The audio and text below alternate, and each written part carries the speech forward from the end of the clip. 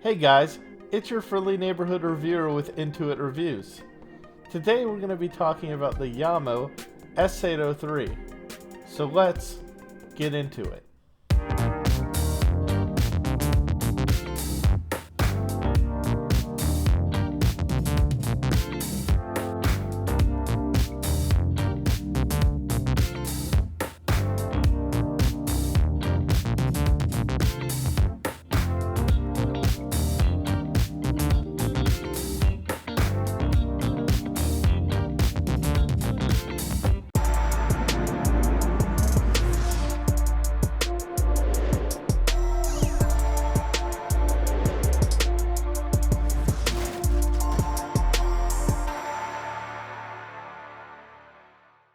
The S803 is a two-way bookshelf speaker with a trapezoidal-shaped cabinet and a lower front-firing port.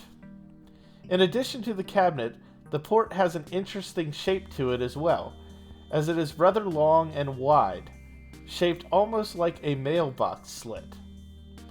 My best guess is that the cabinet is most likely made out of an MDF material with a vinyl wrap. The grills are tweed and held in place by magnets. The top of the speaker has metal connection joints for Atmos up-firing speakers, which you can purchase separately if you wish to use this set in your Atmos home theater. The back of the speaker has both binding post connections for the bookshelf speaker itself and for the Atmos additional add-on modules if you opt to go that route.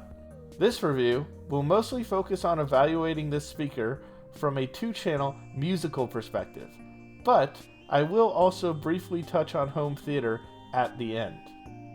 To begin, timbre and timbre of the Jamo S803 is mostly accurate and on point, with some exceptions, which I will get into. I want to emphasize to start with that this is not a bad speaker, but it does have its limitations. For example, the bass can get somewhat hazy and overly looming.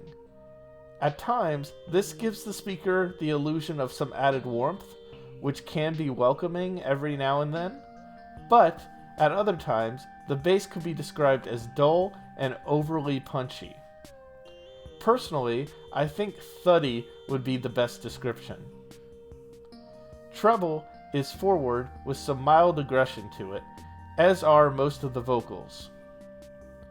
Positively, the S803 are imaging monsters, and they do also do a good job of disappearing in space.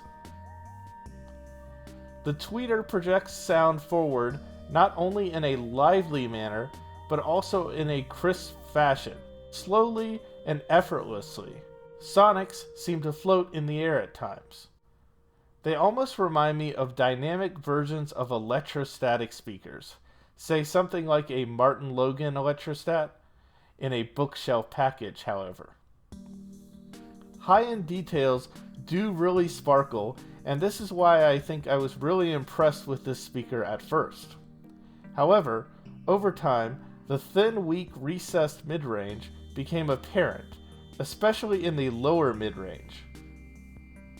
The S803 is definitely V-shaped, and while I could not notice the presentation on some tracks, it is quite drastic on others. I was particularly disappointed with songs in the rock genre, as some mid-range instruments could barely be heard on tracks where I would normally expect things like guitars to shine through. I should also note that you might be able to get away without a sub for more relaxed listening with these, but I would say that they do need a sub for critical listening. Having said this, a larger sub would not be required. I tested these on a PS Audio Sprout 100 with an Andrew Jones Pioneer 8-inch subwoofer, and this was a decent combo. The sub added plenty of low-end kick and rumble, even in a moderately sized room.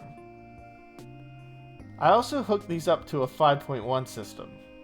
The V-shape and treble forward characteristics of the speaker allowed for an open and airy presentation for movies and TV, but it lacks some of the presence that I would prefer for main left and right channels in a home theater environment. Overall, while these are great articulate speakers for the money, mostly with an engaging and lively presentation, their lack of mid-range presence and limited bass articulation ended up being a deal breaker for me. I was hoping these would sound as great as my C91 Jamo concert series speakers. Unfortunately, they do not. While these might be great speakers for some, perhaps for genres like hip-hop, I can't help but feel I bought into the hype a bit with these. The question now is, will you? Just a reminder, guys, at the 500 subscriber mark, I'll be giving away a set of COS KSC75s. All you have to do to be considered for this giveaway is be subscribed to the channel. So remember to like, subscribe, and share with your friends. And with that, I'm out for now.